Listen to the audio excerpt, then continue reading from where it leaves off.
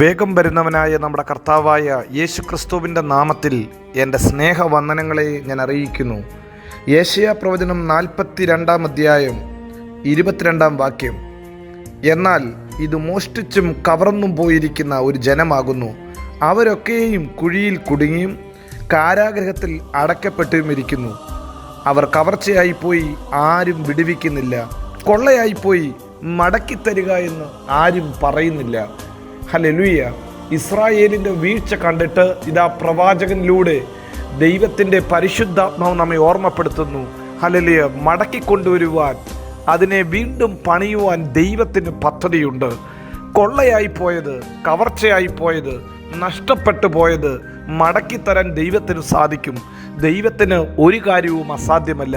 എന്നാൽ പ്രവാചകനിലൂടെ ദൈവത്തിൻ്റെ പരിശുദ്ധാത്മാവ് ചോദിക്കുന്നു, മടക്കിത്തരുവീൻ, തിരിച്ചു തരുവീൻ എന്ന് ആരും ചോദിക്കുന്നില്ല. ഇന്ന് പകൽക്കാലം ഒരു റിസ്റ്റോറേഷനാണോ നാം ആഗ്രഹിക്കുന്നത്? ഒരു പുനഃസ്ഥാപനമാണോ നമുക്ക് വേണ്ടത്? നാം വാ തുറന്ന് അതിനുവേണ്ടി സംസാരിക്കണം. നമ്മുടെ വാ തുറന്ന് കർത്താവിനോട് പറയണം. നമ്മൾക്ക് തന്ന അധികാരം ഉപയോഗിച്ചുകൊണ്ട് നാം അതിനോട് കൽപ്പിക്കണം. മടക്കിത്തരിക എന്ന് ആരും ചോദിക്കുന്നില്ല. ഇന്ന് പ്രഭാതത്തിൽ ഈ വചനം കേൾക്കുന്ന ദൈവത്തിൻ്റെ പൈതലേ, നീ ചോദിക്കുന്നതിന് മുമ്പ് നിന്റെ ആവശ്യമെന്ന് നിന്റെ കർത്താവിന് നന്നായിട്ടറിയാം. നിന്റെ പ്രാർത്ഥനാ വിഷയത്തെ മത്തായി 6:8 പറയുന്നു, നിങ്ങൾ ചോദിക്കുന്നതിന് മുമ്പ് തന്നെ സ്വർഗസ്ഥനായ പിതാവിന് നന്നായിട്ടറിയാം. എന്നാൽ അതേ വേദപുസ്തകത്തിൽ, അതേ മത്തായി സുവിശേഷം 7 അധ്യായത്തിൻ്റെ 7 വാക്യത്തിൽ പറയുന്നു, ചോദിപ്പീൻ നിങ്ങൾക്ക് ലഭിക്കും, അന്വേഷിപ്പീൻ നിങ്ങൾ കണ്ടെത്തും, മുട്ടുവീൻ നിങ്ങൾക്ക് തുറന്നു കിട്ടും. അങ്ങനെയെങ്കിൽ വാ തുറന്ന് ചോദിപ്പാൻ, വാ തുറന്ന് കൽപ്പിക്കാൻ ദൈവം നമുക്ക് അധികാരം തന്നിട്ടുണ്ട്. നിങ്ങൾക്കറിയാമല്ലോ ആ ഉണങ്ങിയ അസ്ഥികളുടെ ജീവിത ചരിത്രം, ആ കഥ നമുക്ക് നന്നായിട്ടറിയാം. കഴിഞ്ഞ ദിവസവും നാം അതിനെക്കുറിച്ച് ചിന്തിച്ചതത്രേ. ഹല്ലേലൂയ. നാം ഉണങ്ങിയ അസ്ഥികളെ കണ്ട് പിന്തിരിഞ്ഞ് എല്ലാം പോയി, എല്ലാം തീർന്നു എന്ന് പറഞ്ഞ് വെറുതെ ഇരിക്കുകയല്ല. നാം വാ തുറന്ന് കർത്താവിൻ്റെ വചനം സംസാരിക്കണം. ഉണങ്ങിയ അസ്ഥികളെ നിങ്ങൾ എഴുന്നേറ്റ് ജീവിപ്പീൻ എന്ന് പ്രവാചകൻ പറഞ്ഞതുപോലെ നമുക്കും പറയാം, മടക്കിത്തരിക.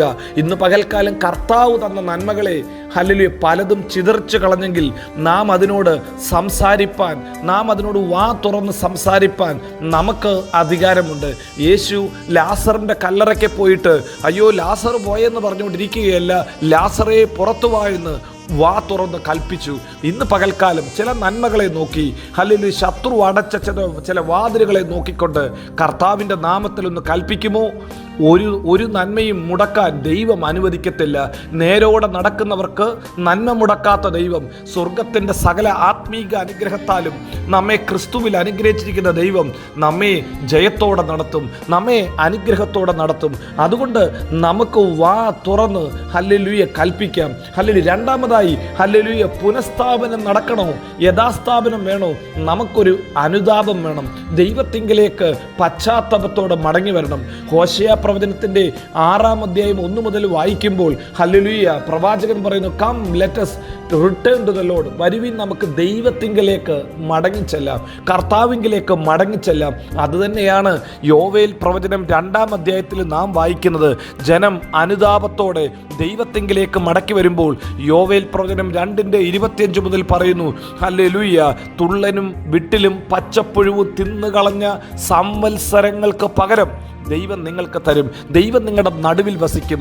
നാം കർത്താവിങ്കിലേക്ക് അടുത്ത് ചെല്ലുമ്പോൾ ഹല്ലേലൂയ അവൻ നമ്മോടും അടുത്തു വരും. കർത്താവിങ്കിലേക്ക് നമുക്ക് മടങ്ങിച്ചെല്ലാം. നമ്മുടെ പാപത്തെ ഏറ്റുപറഞ്ഞ്, നമ്മുടെ പാപത്തെ ഉപേക്ഷിച്ച്, യേശുവേ എനിക്ക് തെറ്റിപ്പോയി, ഞാനൊരു പാപിയാ, എന്നോട് കരുണയുണ്ടാകണമേ എന്ന് പറഞ്ഞുകൊണ്ട് നമുക്ക് മടങ്ങി വരാം.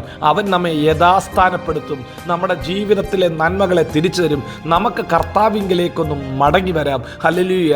ആ മുടിയനായ പുത്രൻ എന്ന് നാം വിശേഷിപ്പിക്കുന്ന ആ പുത്രൻ പിതാവിൻ്റെ ഭവനത്തിൽ മടങ്ങി വന്നപ്പോൾ, പിതാവിൻ്റെ ഭവനത്തിലേക്ക് മടങ്ങി വന്ന് താൻ തെറ്റുപറ്റിപ്പോയെന്ന് സമ്മതിച്ചപ്പോൾ എന്താ സംഭവിച്ചത്?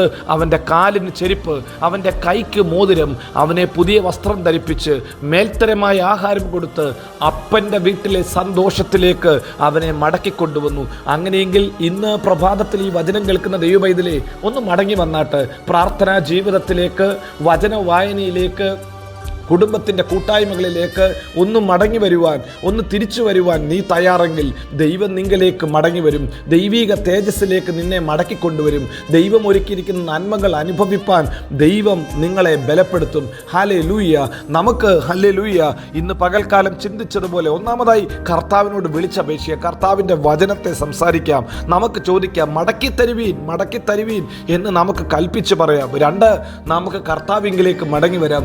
മൂന്നാമതായിട്ട് ഒരു കാര്യം കൂടെ നമുക്ക് ചെയ്യാം. നാം മടങ്ങി വരുമ്പോൾ നമ്മുടെ അധരം തുറന്ന് യേശു എൻ്റെ കർത്താവെന്ന്, യേശു എൻ്റെ രക്ഷിതാവെന്നൊന്ന് വിളിച്ചു പറയാം. നമുക്ക് സ്വർഗത്തിൻ്റെ ആ പൗരത്വം ഒന്ന് ഏറ്റെടുക്കാം.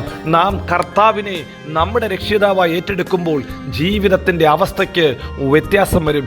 ഈ വചനം കേൾക്കുന്ന ദൈവത്തിൻ്റെ പ്രിയ പൈതലേ, നീ ഒരുപക്ഷെ ദൈവവചനം കേൾക്കുന്ന, പ്രാർത്ഥിക്കുന്ന ഒരു ദൈവ പൈതലായിരിക്കാം. പക്ഷെ നിന്റെ അധരം കൊണ്ട് നീ യേശുവിനെ കർത്താവെന്ന് ഏറ്റുപറഞ്ഞില്ലെങ്കിൽ ഇന്ന് പകൽക്കാലം ഒന്ന് ഏറ്റുപറഞ്ഞാട്ട്.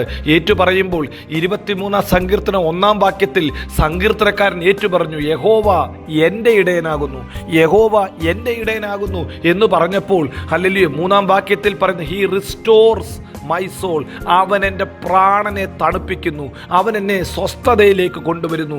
ഇന്ന് പ്രഭാതത്തിലും ശത്രുക്കളുടെ മുമ്പാകെ മേശയൊരുക്കുന്ന ദൈവം നമ്മെ റിസ്റ്റോർ ചെയ്യാൻ, നമ്മെ യഥാസ്ഥാനപ്പെടുത്തുവാൻ മതിയായ ദൈവമത്രേ.